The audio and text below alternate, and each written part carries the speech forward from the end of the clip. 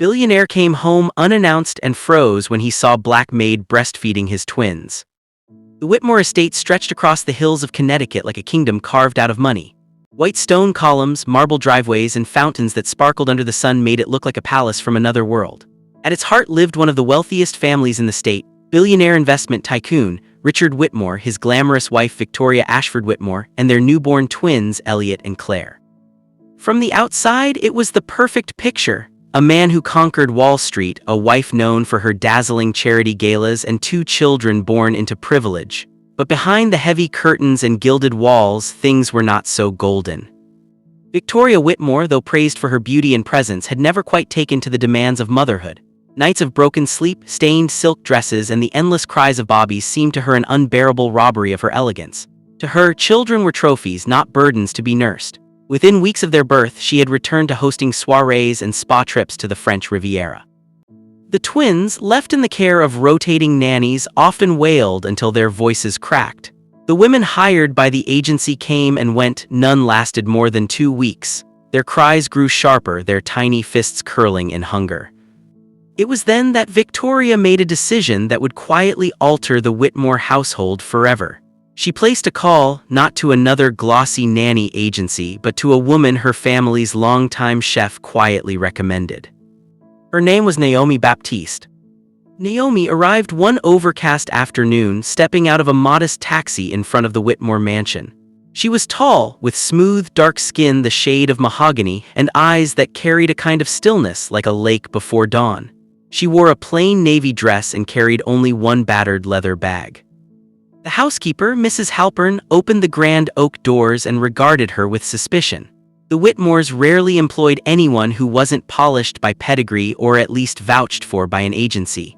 But Mrs. Halpern showed her inside without a word, knowing the children's wails upstairs were growing unbearable. Victoria descended the staircase in a silk robe, her golden hair pinned into perfect waves, though her lips pursed at the sight of Naomi. "So, you're the one Chef Roland recommended," Victoria's voice had the sharpness of ice water. "Yes, ma'am," Naomi answered softly, folding her hands before her. Her voice carried the lilt of the American South, though softened by years of travel. "You've worked with infants before." Naomi nodded. "All my life, I have raised children not my own, and they have known me as comfort." Victoria frowned slightly at the wording, but the sound of baby cries echoed through the marble halls, and she waved a dismissive hand. "Fine, they're upstairs, do what you do best, and keep them quiet." That was the beginning.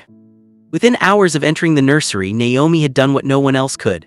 She quieted Elliot and Claire not with formula or plastic bottles, but by nursing them at her own breast. It had been instinctive. She herself was a mother, though her own child was now grown and away at college. Her body still carried the memory of nurturing, and when she held the fragile infants, something deep within her stirred. The bobbies latched and their cries melted into contented sighs. Their small fingers clutched at her skin, and Naomi felt a rush of warmth, an old, forgotten bond rekindled. When Mrs. Halpern passed the nursery door and peeked in, she froze. Her eyes widened at the sight of the black maid seated in the rocking chair, the billionaire's pale-skinned infants pressed against her breast. She said nothing, not yet. But wordless currents began to swirl in that house. By the time Richard Whitmore returned home from a week-long trip to Zurich, the mansion was quieter than he had ever known it. The twins, once frail and restless, now lay plump and peaceful in their cribs. Naomi had a way of moving about the nursery with grace, humming low spirituals in a voice that seemed to coat the air with calm. Richard first encountered her in the hallway one morning. He was tall, broad-shouldered, with the weary eyes of a man who carried nations' wealth on his back. He stopped when he saw her, this unfamiliar woman carrying his son gently against her chest. "Who are you?" His tone was sharp, protective. Naomi dipped her head respectfully. "Naomi Baptiste, sir, hired to tend to the twins." Richard's brows furrowed. He had not been told. "And you are good with them." Naomi gave a small smile. "They sleep, they feed, they smile now, that is all I can say." And indeed, when Richard looked down at Elliot's face, he saw his son's lips curved in the faintest hint of peace. It startled him. He had never once seen either child so calm. Something about Naomi unsettled him, though he could not place it. There was strength in her quietness, a dignity that seemed out of place among the Whitmore staff. It did not take long for whispers to begin. The housemaids noticed Naomi's unusual closeness with the Bobbies. They noticed how she held them against her skin, how her blouse sometimes carried faint traces of spilled milk. One evening, Mrs. Halpern found a tiny bib tucked away in the laundry, damp in a way that was not from any bottle. Victoria noticed too. At first, she ignored it. She was grateful the Bobbies were no longer howling through the night, grateful she could host her luncheons without embarrassment. But one evening, when she entered the nursery unannounced, she froze. Naomi sat in the rocker, the lamp casting a warm glow over her dark skin.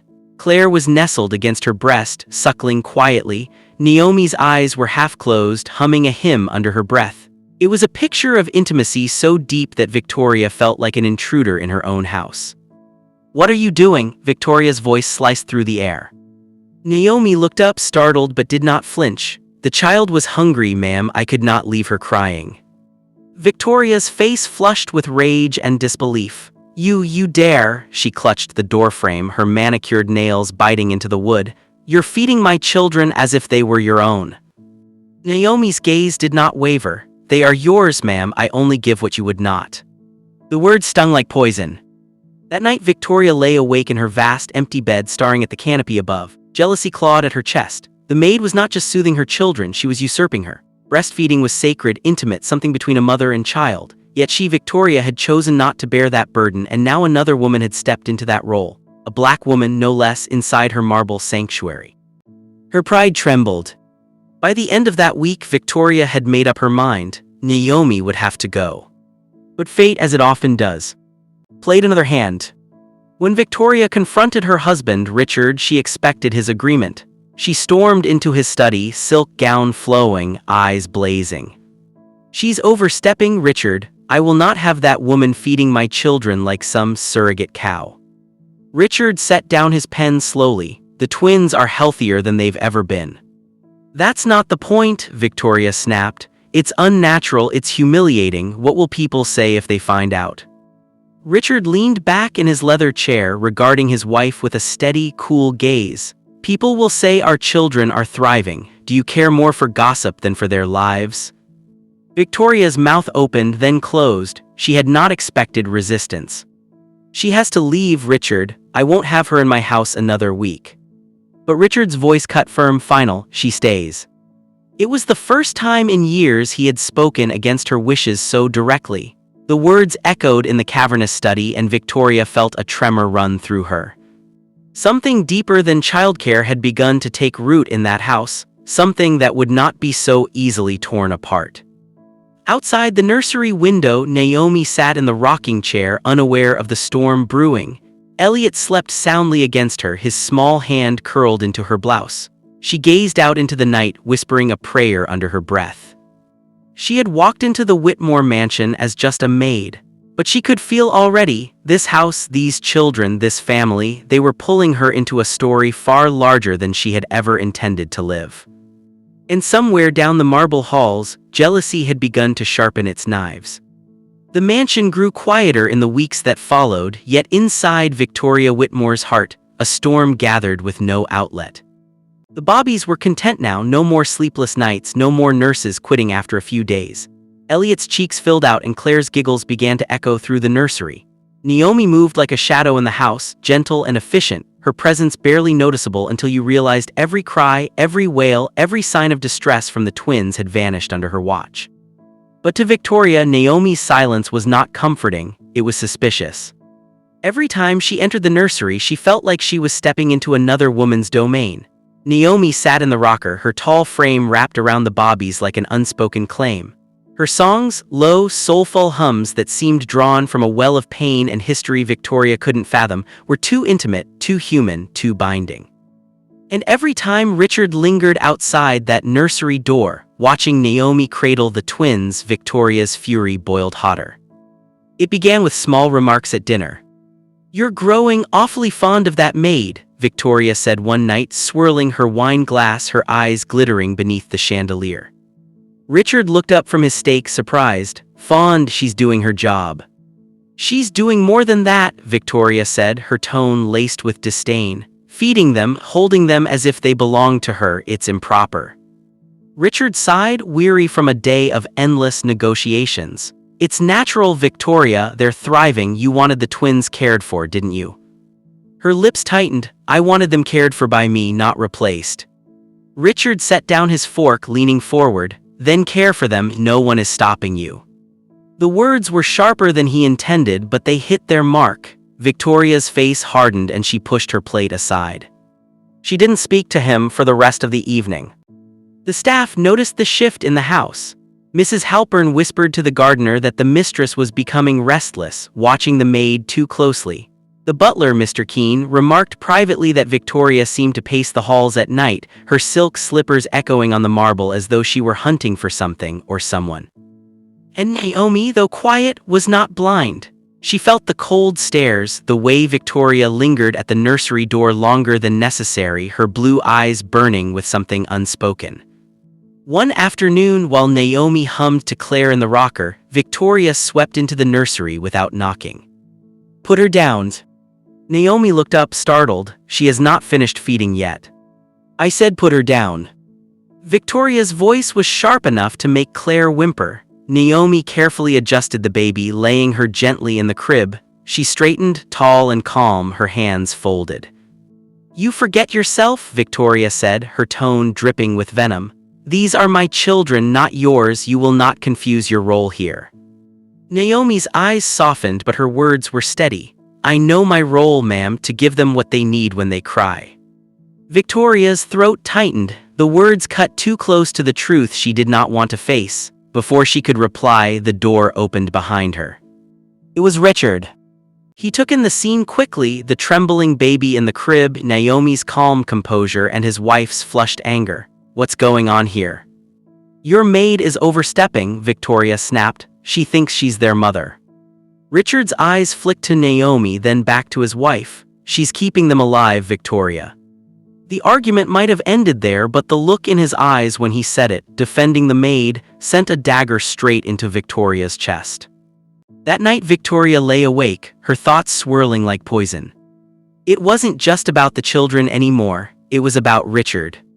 She remembered the way his eyes lingered on Naomi that afternoon, not lustful, no, but attentive, protective. She hadn't seen that look in years, not even directed at her. And then it came to her, sharp and terrifying. What if he was falling for her? The thought gnawed at her relentlessly. A black maid in her house, touching her children, winning her husband's respect. It was unthinkable, it was intolerable. The next morning, Victoria began her subtle campaign. She summoned Mrs. Halpern privately. Keep an eye on her, tell me everything she does when I'm not around, I want no detail left out. Yes, ma'am, Mrs. Halpern said, though her discomfort was clear. Then Victoria spoke to her friends at a luncheon, planting seeds of disdain. She's unusual, you know, Victoria murmured over champagne. This maid of ours, a bit too involved with the children. I sometimes wonder if Richard isn't encouraging it. Men can be so careless. Her friends gasped, leaning closer. Gossip bloomed like wildfire. By the time dessert was served, half the women in the room were whispering that Richard Whitmore had taken a peculiar interest in his black maid. Victoria smiled faintly into her glass. Sometimes the ruin of another began with nothing more than a whisper. But in the quiet hours of the night, Richard saw none of this. He saw only his children, stronger, calmer, and a woman who seemed to have unlocked a tenderness in them that no one else could. One evening, he entered the nursery after a long day.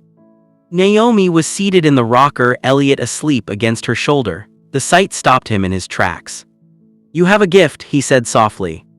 Naomi looked up, surprised. I only do what comes natural. Richard stepped closer, lowering his voice as if not to disturb the child. It may be natural, but not everyone can give it. You've given them more in weeks than, he paused, catching himself. Naomi tilted her head, waiting, but he shook his head and smiled faintly. Than I ever expected, that's all.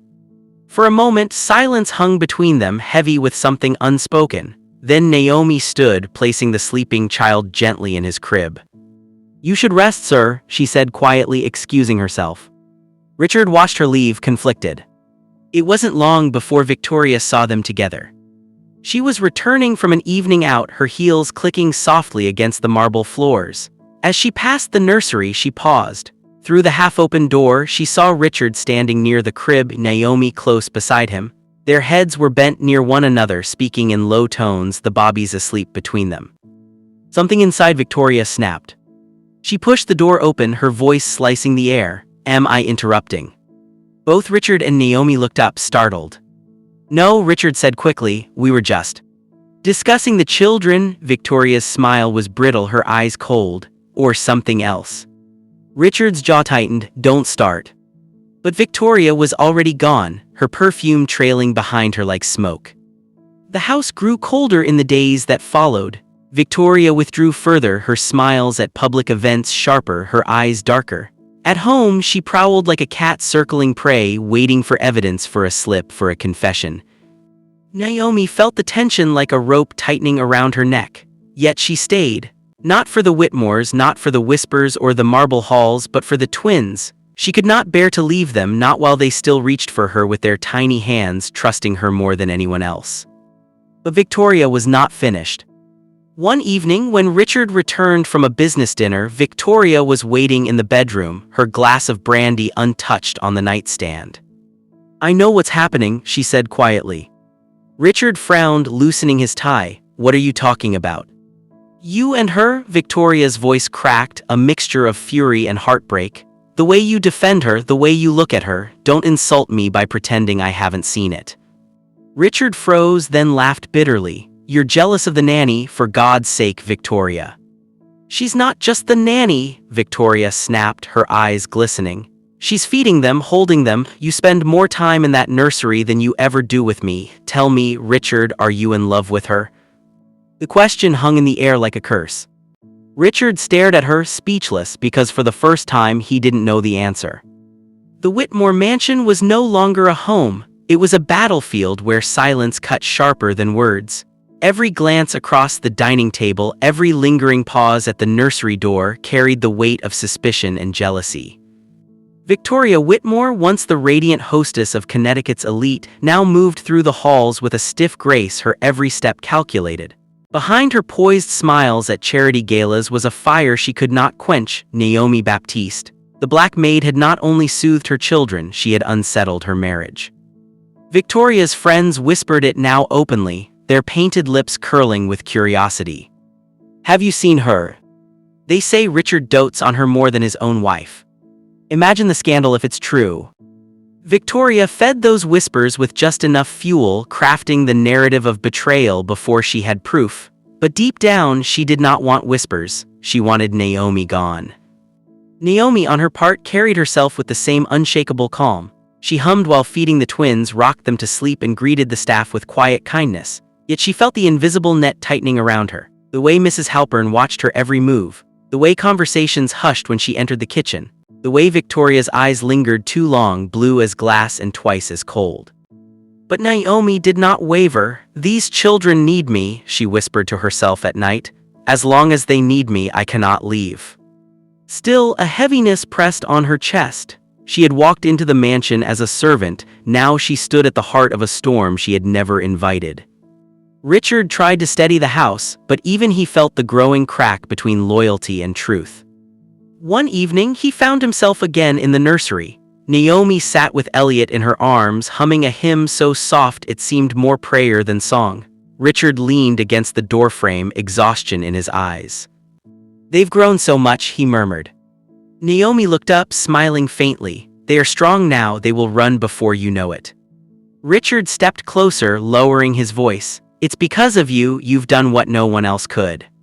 Naomi's gaze lingered on him, searching his face. "I only gave what was missing." The words hung in the air, heavy, dangerous.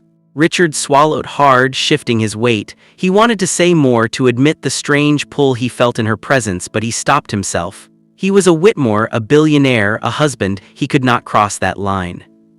And yet he already had. Meanwhile, Victoria's suspicions bloomed into action. She began by instructing Mrs. Halpern to shadow Naomi more closely.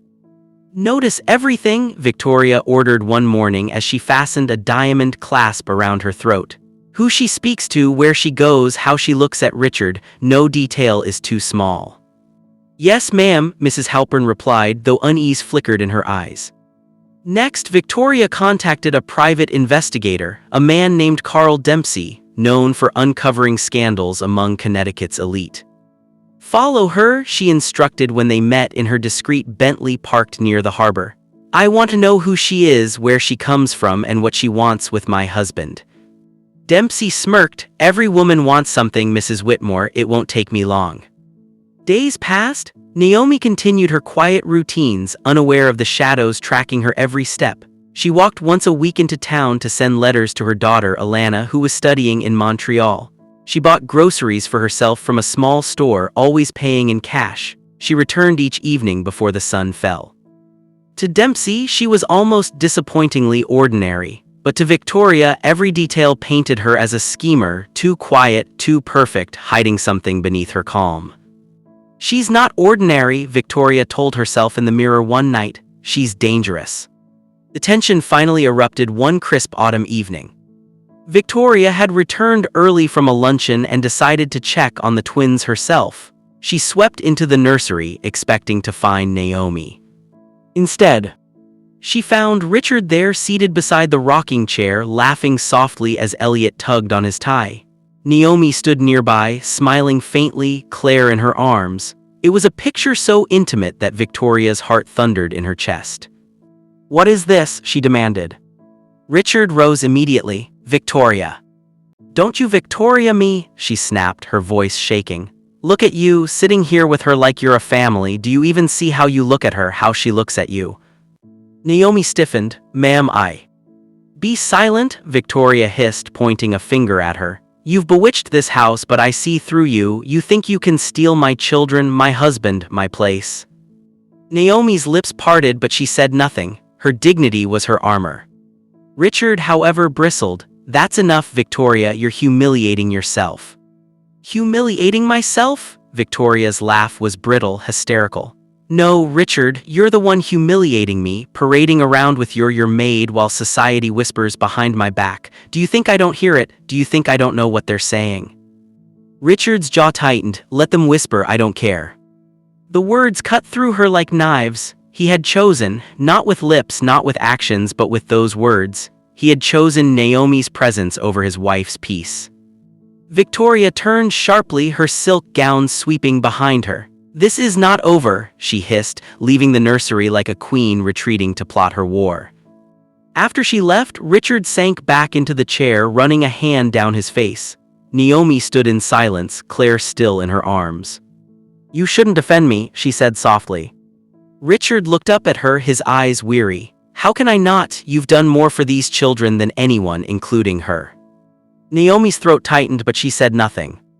She could feel the walls of the mansion pressing in, the danger of her position growing with every day. Yet when she looked down at the twins, their small faces peaceful, she knew she could not walk away. Not yet. Meanwhile, Victoria's resolve hardened. In her dressing room that night, she poured herself a glass of wine and stared at her reflection. Her beauty was still sharp, her wealth intact, but her power, her hold on her family, was slipping. She would not allow it. She summoned Dempsey again, her voice clipped. "Find me proof, I don't care how. If she so much as looks at him in the wrong way, I want it in my hands." Dempsey tipped his hat. "Consider it done." Victoria smiled into her glass, a dangerous gleam in her eye. "Soon, she'll regret ever stepping foot into my house." Down the hall, Naomi sat by the crib, humming the twins to sleep. She felt the weight of eyes on her, even when alone, even in silence. The mansion's walls seemed to whisper with suspicion, with jealousy, with danger. She closed her eyes, whispering the words of an old hymn. "Guide me, Lord, through the valley of shadows." For she knew, without a doubt, that shadows were exactly where she now walked. And somewhere in the heart of the mansion, Victoria was sharpening her claws. Autumn pressed itself heavily against the Whitmore estate. The sprawling gardens that once bloomed with roses and hydrangeas now sagged beneath layers of amber leaves, while the mansion's long windows reflected the thinning light of shorter days. Inside, however, the air was far from calm. Victoria Whitmore had reached her breaking point. No longer content to seethe in silence, she had resolved to act. She could not bear another day of walking into her children's nursery only to see that woman holding them as though she were their mother. She could not bear the way Richard's eyes softened when he spoke of Naomi, as though he had forgotten that he had a wife at all. The maid was a thorn in her side, and if Richard would not pluck it out, she would. Her plan began with whispers. At her next luncheon, Victoria allowed her voice to tremble just enough to sound vulnerable. "You know," she confided to a group of pearl-draped women, "it's not easy keeping a household this large. My maid, she's efficient, yes, but I sometimes wonder if she doesn't overstep. Richard spends so much time in the nursery with her, it's unusual." The reaction was immediate. Her friends gasped, wide-eyed, leaning closer as though tasting scandal. "Surely not," said Harriet Van Dorn, the governor's wife. "Richard would never." Victoria's lip quivered just slightly. "I tell myself that, but when the same woman feeds your children, well, you begin to wonder what else she feeds your husband." The table erupted with murmurs. That was the beauty of gossip. Once loosed, it needed no help to grow. By the time dessert was served, the seed had been planted in Connecticut's most fertile soil, high society. Back at the mansion, Naomi continued her work, unaware that her reputation was being torn apart in drawing rooms across the state. She carried the twins to the garden, wrapping them in thick blankets against the chill. She sang to them in the old Creole hymns her grandmother once taught her, the notes weaving through the air like prayer. The staff watched her, some with pity, others with suspicion. Mrs. Halpern, tasked by Victoria to report Naomi's every move, kept her eyes sharper than ever. She noted what Naomi bought, how long she lingered in the nursery after Richard left, even how many times Richard seemed to happen upon her there. Every detail was fed back to Victoria, who collected them like ammunition. The true trap was sprung one evening when Victoria staged her performance. Richard had been delayed at a late meeting in Manhattan, leaving the mansion quiet except for the rustling of the staff and the soft cries of the bobbies.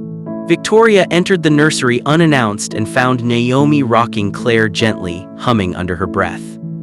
"You may leave now," Victoria said, her voice clipped. Naomi looked up startled, "But she is not yet." "I said leave." Naomi hesitated, then placed Claire carefully in the crib and bowed her head before exiting. As soon as Naomi left, Victoria carefully tugged the ribbon of her silk robe, letting it slip slightly off her shoulder. She ruffled her hair just enough to appear disheveled. Then, she tipped over a vase by the rocker, letting water spill across the rug. The scene looked chaotic, as though a private moment had been interrupted. Then she waited. Richard arrived half an hour later, exhaustion etched on his face.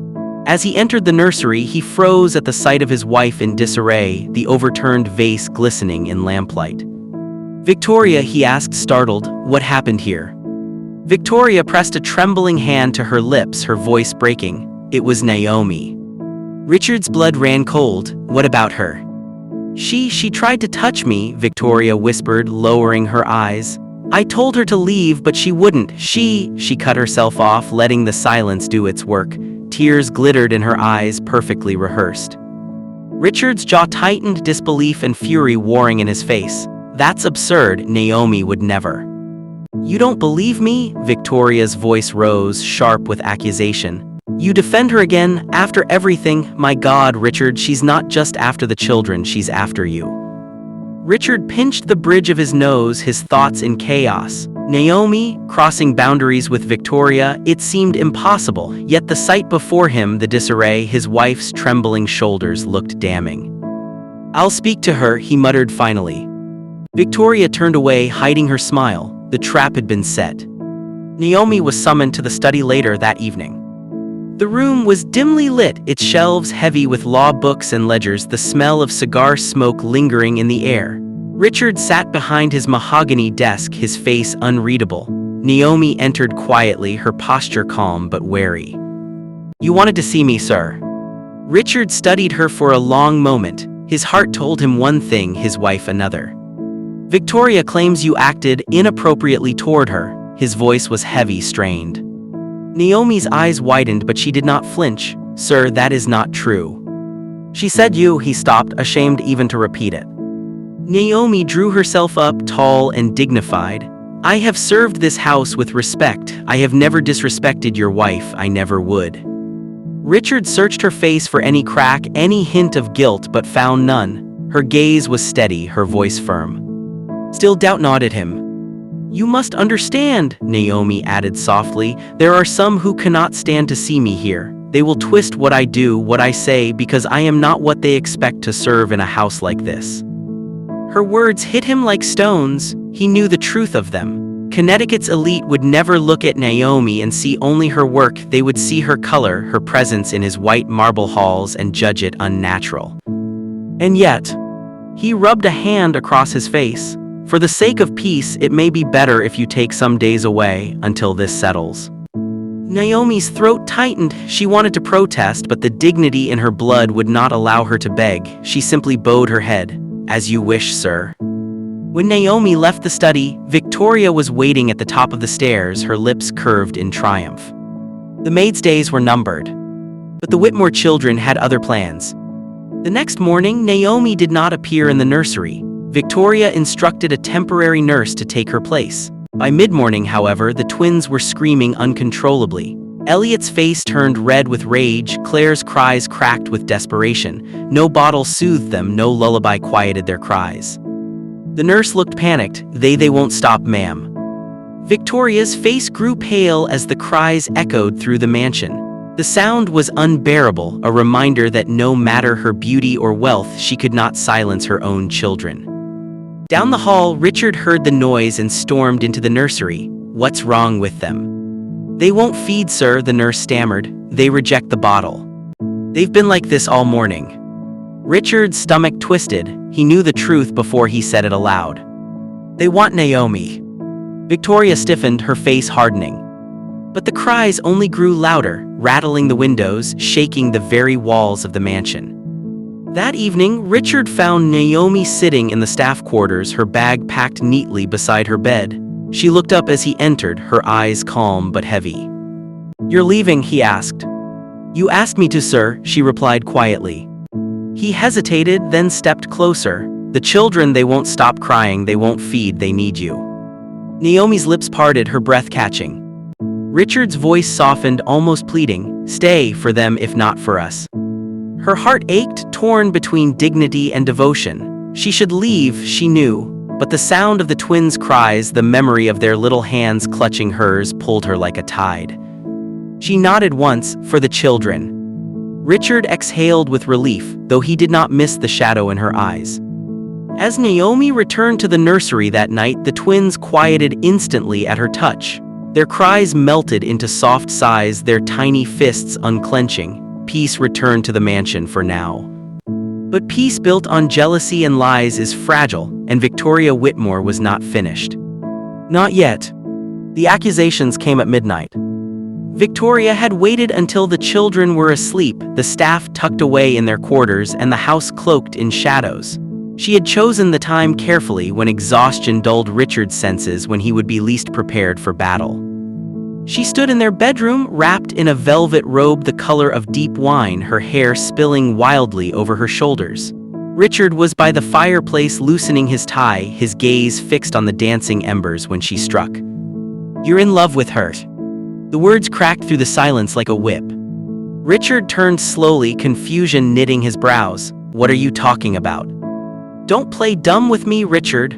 Her voice trembled with equal parts rage and desperation. "Naomi, the maid, you've been sneaking looks at her, defending her at every turn, spending hours in the nursery when you should be in our bed. Do you think I don't notice? Do you think society hasn't noticed?" Richard's eyes darkened. "Victoria, stop."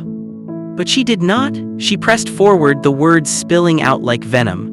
"I've heard the whispers. At luncheons, at charity galas, women ask me with raised brows why my husband spends more time with a servant than with his wife. Do you know what that makes me look like? A fool." Richard's jaw tightened. He had endured his wife's barbed remarks before, but tonight she had crossed a line. "You're letting gossip poison your mind. Naomi has been nothing but devoted to this family. She loves the children and they love her, that's all." "That's all?" Victoria laughed bitterly, packing the length of the room. "Do you think I don't see the way she looks at you, with those big, sorrowful eyes, as if you're her savior? And you melt every time she speaks. God, Richard, you've practically handed her the keys to my children's hearts. What's next? To our marriage bed?" Enough, Richard's voice thundered through the room, making the windows rattle. Victoria froze, startled by his sudden fury. He rarely raised his voice.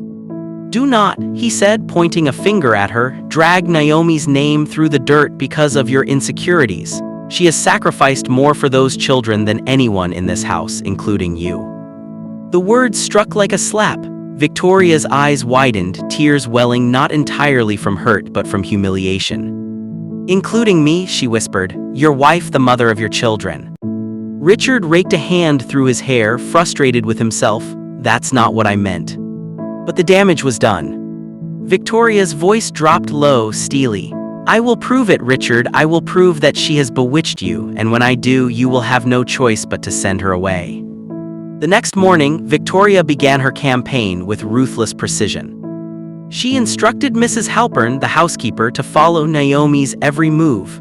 Every glance she exchanged with Richard, every lingering moment in the nursery, every note of a hymn sung too softly, all of it was to be written down. Discretion is key, Victoria warned. I want her exposed, not warned. Mrs. Halpern obeyed, though unease gnawed at her. She had seen Naomi's devotion firsthand. She knew the children clung to her not out of manipulation, but out of genuine bond. Yet, loyalty to the mistress of the house demanded silence. Meanwhile, Naomi carried on as always. She bathed the twins, fed them, rocked them through their restless nights. She carried no suspicion of the daggers aimed at her back. Her heart was tethered too tightly to Claire and Elliot to notice the storm brewing. But Richard noticed. At breakfast, he caught the sharp glances exchanged between Victoria and the staff. He saw the way whispers seemed to follow Naomi like shadows in the hallway. His gut told him Victoria was behind it, but he said nothing, out of exhaustion perhaps, or out of fear of making matters worse. Yet he could not help but watch Naomi more closely. He watched the way her hands trembled slightly when she buttoned Claire's little dress, as though carrying a burden too heavy for one so young. He saw the quiet dignity in her eyes, the way she endured whispers without protest. He knew deep down that his wife's accusations were baseless. But Victoria had planted seeds of doubt, and doubt was a weed that grew quickly. The confrontation came sooner than expected. One afternoon, as Richard returned from the stables, he heard raised voices from the nursery. He entered quietly and found Victoria standing by the crib, her face flushed with triumph, while Naomi stood stiff and pale before her. She was holding Claire, Victoria announced as Richard entered. Humming some foreign lullaby. Look at the way the child clings to her. Tell me that isn't unnatural. Naomi's lips parted in protest. She was crying, ma'am. I was only playing mother, Victoria spat. You've bewitched them, Naomi, and my husband too. Richard stepped between them, his patience fraying. Victoria, that's enough. Open your eyes, Richard, she cried. You don't see it, but everyone else does. She has wormed her way into this family. She wants what's mine. Naomi's chest rose and fell rapidly, but she said nothing. She would not dignify the accusation with defense. Richard looked from his wife's fevered eyes to Naomi's steady gaze. The contrast was striking. Victoria, trembling with rage, her words tangled with desperation. Naomi, calm despite the storm, her silence speaking louder than any plea. His decision was clear.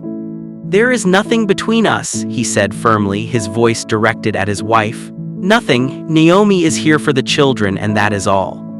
If you cannot see that, it is your own blindness, not hers. Victoria's face crumpled. The proof she sought had slipped through her fingers. She had staged the confrontation, yet Naomi had not faltered. You're a fool, she hissed, her voice breaking. A blind fool. She stormed out, the echo of her footsteps trailing fury down the marble halls. Naomi turned to Richard, her eyes glistening.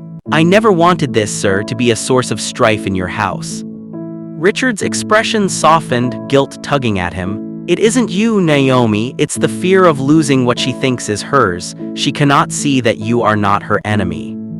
For the first time, Naomi let her pain slip through. But I will always be, won't I, because of what I am. Richard swallowed hard, unable to answer.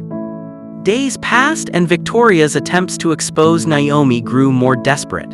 She invited Harriet Van Dorn and other society women to tea, carefully arranging the schedule so Naomi would be seen carrying the children through the halls. "See how comfortable she is," Victoria whispered pointedly, as if she were mistress of the house. But the women saw only a maid devoted to her charges, her head bowed with humility. One even remarked, "You are lucky, Victoria. Most nannies would have abandoned ship by now. She seems extraordinary." The praise burned like acid on Victoria's tongue. Her plan had backfired. That night she cornered Richard once again in their bedroom. "They don't see it, but I do. She's cunning, she's waiting. One day she'll take everything from me." Richard stared at her with something close to pity. "The only thing destroying this family, Victoria, is your jealousy." The words hollowed her out. For the first time, she realized she was losing, not just to Naomi, but to her own unraveling mind. And yet, in the quiet of that night, with her pride bleeding and her resolve hardened, Victoria whispered into the darkness, "If she won't leave on her own, then I'll make her." The battle for the Whitmore estate had only just begun. The Whitmore estate was no stranger to storms, but none compared to the one brewing inside its walls. The gossip Victoria had unleashed in town had failed to topple Naomi, and her staged accusations had backfired, only tightening Richard's defense of the maid. But Victoria was not a woman who accepted defeat. She decided if whispers and illusions could not destroy Naomi, then truth, manufactured or not, would. Her opportunity came one afternoon when Richard left for Manhattan on business. The estate lay heavy in the golden haze of autumn, the air crisp with the scent of dying leaves. Victoria dismissed the staff early, claiming she needed intimacy with her children, though her real plan ran deeper. She entered the nursery quietly, where Naomi sat on the rocker, crooning to Elliot, who nestled against her chest. Claire was asleep in the crib, her tiny breaths soft as the rustle of silk. Naomi looked up, startled. "Ma'am, I didn't expect." "Of course you didn't," Victoria cut in, her tone cool. "Tell me, Naomi, do you ever imagine what it would be like to have this life, these children, this house, my husband?" Naomi's expression stiffened. "I imagine nothing, ma'am. My work is my devotion." Victoria's lips curved in a cold smile. "Such noble words, but devotion, it can blur into obsession, don't you think?" Naomi shifted Elliot gently, refusing to take the bait. "The children are my only concern." "Are they?" Victoria stepped closer, lowering her voice. "Because you've bewitched Richard, haven't you? You hide behind hymns and humility, but you've trapped him. Do you think I don't see the way he looks at you?" Naomi's throat tightened. She wanted to protest, but she knew it would be useless. Victoria had made up her mind. "I will not be spoken to this way," Naomi said firmly. She rose, placing Elliot gently into his crib. "With respect, ma'am, you dishonor yourself with such words." For a moment, Victoria's mask cracked, rage flickering across her face. But then it smoothed into something darker, calculation. "You're right," she said, her tone suddenly calm. "Forgive me, I must be overwrought, perhaps I need rest." Naomi, surprised by the sudden shift, gave a cautious nod and excused herself. But when she was gone, Victoria sprang into action. She tipped over the rocker, flung open a drawer and scattered its contents, then tugged at the neckline of her silk blouse until it drooped suggestively. The nursery looked less like a haven, more like the aftermath of a tryst. Her trap was nearly perfect, all it required was a witness. When Richard returned that evening, Victoria made sure to intercept him before he reached the nursery. She clutched his arm, trembling. "Richard, I didn't want to say anything, but it happened again. Naomi, she was forward with me, in the nursery. I barely got her to stop." Richard stiffened, disbelief flashing in his eyes. "Victoria, please. If you don't believe me, look for yourself." She led him to the nursery, where the overturned rocker and scattered clothes painted a damning picture. Richard's stomach twisted. He knew Naomi, he trusted her, and yet the scene before him screamed impropriety. "She's dangerous, Richard," Victoria whispered, pressing her head against his chest. "Please, for the sake of our family, send her away." For a moment, he almost faltered. Almost. But then he remembered Naomi's eyes, steady, unflinching, filled with the quiet dignity of a woman who had endured too much already. "No," he said at last, his voice firm. Victoria recoiled. "No. I will not condemn an innocent woman on the basis of staged theatrics." His gaze swept the room, sharp as a blade. "Because that's what this is, isn't it, Victoria? A performance." Her face went pale. "You think I would lie?"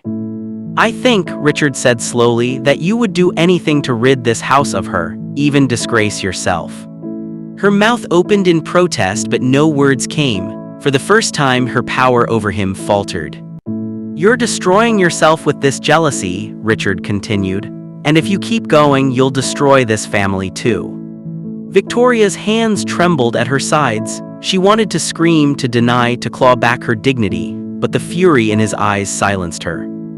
Naomi, unaware of the confrontation, remained in her quarters that evening. She sat by the window, the hymns of her childhood echoing softly from her lips. But her peace was broken when Mrs. Halpern entered, wringing her hands. "Naomi," she whispered, "be careful. Mistress is unwell. She will not stop until she drives you out." Naomi looked at the older woman, sadness in her eyes. "I've done nothing but love those children." "I know," Mrs. Halpern said, her voice cracking, "but love is not enough in this house, not against jealousy." Naomi turned her gaze back to the night sky. "Then I must endure for Claire and Elliot." But Victoria was not finished. 2 days later, she devised a plan more insidious than lies. If Naomi would not fall to scandal, then perhaps she would fall to crime. It began with missing jewelry. A diamond bracelet, one of Victoria's prized possessions, vanished from her dressing table. She made no announcement, no scene, only whispered to Harriet Van Dorn at tea that she feared Naomi had grown too comfortable in the house. The rumor spread like fire. Within hours, whispers of theft replaced whispers of scandal. Richard was called into the matter only after Victoria staged her final act. She strode into his study, pale and trembling, holding an empty velvet box. "It's gone," she said faintly. "The Whitmore heirloom, my grandmother's diamond bracelet." Richard frowned. "Have you checked with the staff, the maids? Perhaps it was misplaced." Victoria's lip trembled. "It was Naomi. Who else? She has access to every room. She must have taken it." Richard's expression hardened. "I don't believe that." "Then search her quarters," Victoria challenged. "Prove me wrong." The words hung between them, sharp and merciless. Richard hesitated, torn between loyalty to Naomi and the appearance of truth. Finally, with a heavy heart, he agreed. Together, they went to Naomi's small room in the staff quarters. She looked up from folding the twins' blankets, startled by their intrusion. "Sir, ma'am." Richard's voice was low. "Naomi, a piece of jewelry has gone missing. We need to search your room." Naomi's breath caught. "You think I would steal?" "Not I," Richard said softly, glancing toward Victoria. "But this must be settled." Victoria wasted no time. She flung open drawers, upended boxes, until at last she cried out in triumph. From beneath Naomi's pillow, she pulled the diamond bracelet. Naomi's face went white. "That is not mine. I did not." "Liar," Victoria shouted. "You've taken advantage of us, of Richard's kindness, of everything." But Richard's eyes were not on the bracelet. They were on Victoria. The satisfaction on her face, too raw, too quick, betrayed her. "Enough," he said sharply. Victoria blinked. "What?" "You planted it." His voice was cold steel. Her face flushed crimson. "How dare you accuse me?" "Because Naomi would never," he thundered. "Because the woman who calms our children's cries with nothing but a hymn, who has served with dignity despite every cruel whisper, would never sink to this. But you," he pointed at her, his voice shaking with fury, "you already have." The room went silent. Naomi, tears streaming down her cheeks, whispered, "Sir, I swear." "I know," Richard said gently, turning to her. "I believe you." Victoria's hands shook as she clutched the bracelet. For the first time, she realized Richard's faith in Naomi was unbreakable. Her schemes had not only failed, they had exposed her. And yet, in the hollow of her chest, her rage only deepened. If scandal could not drive Naomi out, if false theft could not, then perhaps something darker would. For Victoria Whitmore, the war was far from over. The Whitmore mansion had grown colder, though the fireplaces still roared. The air carried tension heavier than the autumn frost. Naomi's innocence had been proven, at least in Richard's eyes, but the damage lingered. The staff whispered more than ever. The society women watched from afar, curious if Victoria's marriage was crumbling. In Victoria, she was unraveling. Her reflection in the gilded mirror no longer looked like the elegant socialite she once was. Her eyes, bloodshot from sleepless nights, stared back with a feral gleam. Every failed scheme, every moment Richard defended Naomi, fed the fire of her obsession. If scandal and theft could not break the maid, then something stronger, something final must. It began with medicine. One evening, Victoria stood in the nursery watching Naomi mix formula for the twins. Claire gurgled happily in her cradle while Elliot fussed, his fists waving angrily. Naomi moved with practiced ease, soothing both as if born for the role. Victoria's lips tightened. When Naomi left the nursery for a moment, Victoria drifted to the small shelf of bottles, infant medicine prescribed carefully by the family doctor. She picked one up, studying the amber liquid inside. A thought dark and vile slithered into her mind. If Naomi were careless even once, it could be blamed on her. A single mistake with medicine could ruin her forever. Victoria replaced the bottle, her pulse hammering, not yet, but soon. The opportunity came days later. Richard had left for a late board meeting, the staff were occupied with preparations for a dinner party, and Naomi was alone in the nursery. Or so she thought. Victoria lingered just outside, watching through the cracked door. Naomi hummed a lullaby while spooning medicine for Elliot, who had developed a small cough. Her movements were gentle, precise, her eyes filled with tenderness. Victoria's hand closed around the small vial she had slipped from her room. A powder, nothing fatal, but strong enough to make a child violently ill, strong enough to ruin Naomi. She would sprinkle it in the medicine when Naomi turned away. Then, when the twins grew sick, all fingers would point to the maid. Her hand trembled as she prepared to act. But before she could, a voice broke through. "Victoria!" She spun, nearly dropping the vial. Richard stood behind her, his expression taut with suspicion. "What are you doing here?" he asked. I was checking on the children," she stammered. His eyes flicked to her hand. "What's that?" She quickly shoved the vial into her pocket. "Nothing, just perfume, you startled me." Richard's gaze lingered, but Naomi's voice floated from the nursery. "Sir, is something wrong?" Richard stepped past Victoria into the nursery, softening instantly as the twins reached for him. He smiled faintly, ruffling Claire's hair before kissing her forehead. Victoria remained at the door, her heart pounding. That had been too close. But close was not enough. If she could not frame Naomi, she would have to break her another way. Her next scheme was bolder. She enlisted an ally. A man named Thomas Crane, a journalist who thrived on scandal. He had long hungered for a story that could shake Connecticut's elite, and Victoria knew exactly how to bait him. "Richard Whitmore's maid," she told him over tea at a discreet cafe. "She's not just a servant, she's closer than she should be. I've seen it. If you print the truth, people will know." Thomas smirked, jotting notes. A billionaire's affair with the help that would sell. Victoria leaned in, her voice dripping with false sorrow. "I only want to protect my children, but society must know the kind of woman who's raising them." The trap was set. Within a week, whispers turned to headlines. Whitmore heiress nanny at center of affair rumors. From maid to mistress, the Whitmore scandal. The newspapers dripped with innuendo, painting Naomi as a seductress who had bewitched Richard and positioned herself as the true mistress of the estate. They described her beauty in racialized terms, twisting admiration into something sordid. Naomi read the articles in silence, her hands trembling. She had endured whispers before, but this was humiliation carved in ink, permanent, undeniable. She could not hide it from the staff. She could not shield herself from the glances of strangers when she walked with the twins in town. She could not protect her grandmother's hymns from being turned into jokes by sneering lips. One evening, she sat in the nursery, tears streaking her face as Claire reached for her cheek. "Hush, little one," Naomi whispered, her voice breaking. "Don't cry, don't cry."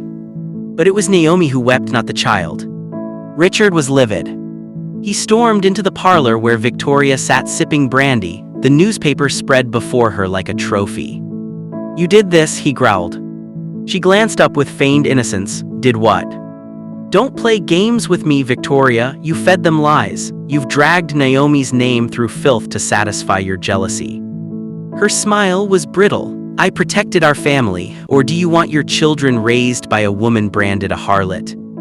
Richard slammed his fist on the table, making her flinch. "You've gone too far. Do you realize what this could do to her, to the children when they're older and read these lies?" Victoria's mask slipped, revealing raw rage. Better lies than the truth that their father preferred a servant to their mother. The words hung in the air, bitter and jagged. Richard's voice dropped to a low, dangerous whisper. "I will not allow you to destroy her or this family." For the first time, Victoria saw not the patient husband she had known, but a man who could and would stand against her. And in that moment, her fear turned to desperation. Naomi considered leaving.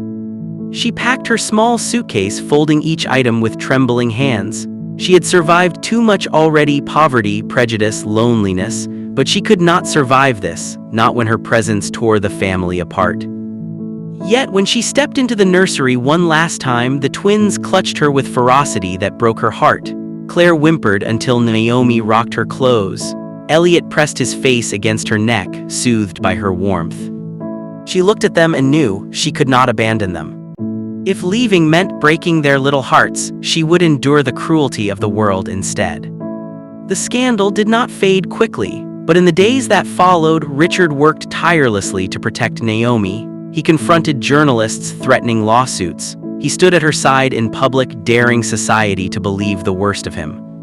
The more he defended her, the more obvious it became. Naomi was not the scandal, Victoria was. And that realization drove Victoria to the edge.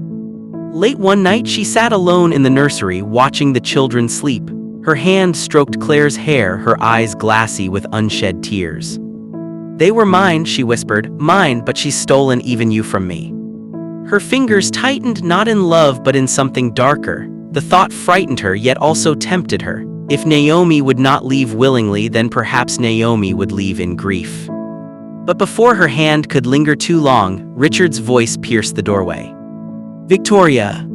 She spun, startled, guilt etched across her face. He stood there, cold and unyielding. "Step away from them." She froze, caught between rage and despair. Slowly she backed away, her breath trembling. Richard scooped up the twins protectively, his eyes never leaving hers. "This ends now. Whatever hatred you have for Naomi, whatever madness you've let consume you, it ends. Or I swear, Victoria, you will lose everything." Her face twisted. "You would choose her over me." "I choose my children," Richard said quietly, "and the woman who truly loves them." The words shattered her. Victoria fled the nursery, her sobs echoing through the marble halls. But even as her world crumbled, one thought remained fixed in her mind. If she could not win, she would take them all down with her. The Whitmore mansion had become a battlefield of whispers, half-truths, and heavy silences. For weeks, the scandal had wrapped around the family like a thorned vine. Richard's reputation in the boardroom teetered on the edge of collapse, Victoria's social empire crumbled under relentless gossip, and Naomi bore the cruelest blows of all, accused, shamed, and painted as the mistress of a man she had never betrayed. But silence had a way of feeding fire, and Richard knew it. One evening, when the autumn sun dipped into the horizon and painted the Connecticut hills gold, he summoned both Victoria and Naomi to the drawing room. The room was cavernous, its high ceilings echoing every breath, every heartbeat. The twins cooed softly in the nursery down the hall, their innocence a painful contrast to the storm tearing their family apart. "Enough," Richard said, his voice firm but heavy with weariness. "This ends tonight. I will not allow lies to destroy this family or the woman who has been more of a mother to my children than anyone else has dared to be." Victoria's jaw tightened. She stood by the fireplace, her arms crossed like armor. Naomi stood near the door, her hands trembling but her back straight, refusing to bow beneath the weight of falsehoods. Richard continued, "Victoria, I know the narrative you've been pushing, that Naomi and I share something secret, that these children belong to her as much as to you, but here's the truth." He pulled a folder from the mahogany desk and dropped it onto the table between them. Inside were paternity test results, notarized and official. "The twins are mine and yours," he said, locking eyes with Victoria. "No scandal, no betrayal, just your paranoia and the cruelty of a society too blind to see beyond color." For a long moment, the room was silent except for the faint ticking of the antique clock on the wall. Victoria's lips parted, but no words came. Her armor cracked, the fury in her eyes dimming into something far more fragile: fear. Naomi, tears glistening but unshed, whispered, "I never wanted this war. I only wanted to care for your children, to protect them as if they were my own, that's all." Richard stepped closer to her. "And you've done more than that. You've kept this family from falling apart when greed, arrogance, and pride nearly destroyed it." His words hung heavy, not only for Naomi but as a judgment aimed at Victoria as well. Victoria swallowed hard. Pride had always been her weapon, but now it turned into her prison. She saw the truth, undeniable and raw, spread before her. The hatred she'd nursed had not only nearly ruined her marriage, but had almost stripped her children of the one woman who had truly loved them without condition. For the first time in years, her voice cracked. I didn't know how to stop it. The whispers, the looks, I thought if I struck first I could control the story." Naomi's eyes softened with quiet strength. "But lies don't heal, Mrs. Whitmore, they only break." The silence that followed wasn't empty, it was cleansing. Richard turned toward Naomi, his hand resting on her shoulder in gratitude. "Not love, not scandal, but recognition. You deserve more than this house has ever given you, and you will have it." Weeks later, the Whitmore scandal no longer filled the society columns. Investors regained faith in Richard's empire after a public statement cleared Naomi's name. Victoria, humbled, began a long, slow journey of rebuilding not her status but her humanity. And Naomi? She left the mansion not in disgrace but with dignity. Richard set up a trust for her not as hush money but as a reward for her years of loyalty. More importantly, he ensured she had the freedom to choose her own future. The last time she walked through the Whitmore gates, the twins toddled after her, their tiny hands reaching out. Naomi knelt, kissed their foreheads, and whispered, "You will always know love, no matter what the world says." As the autumn winds carried her away from the life she had known, Naomi stepped into a world waiting to embrace her, not as a maid, not as a scandal, but as a woman who had faced fire and walked out unburned. The Whitmore estate stood tall behind her, still glittering, still grand, but forever changed. And for the first time in a long while, the story wasn't about wealth, betrayal, or race. It was about truth. And truth, though costly, had finally set them free.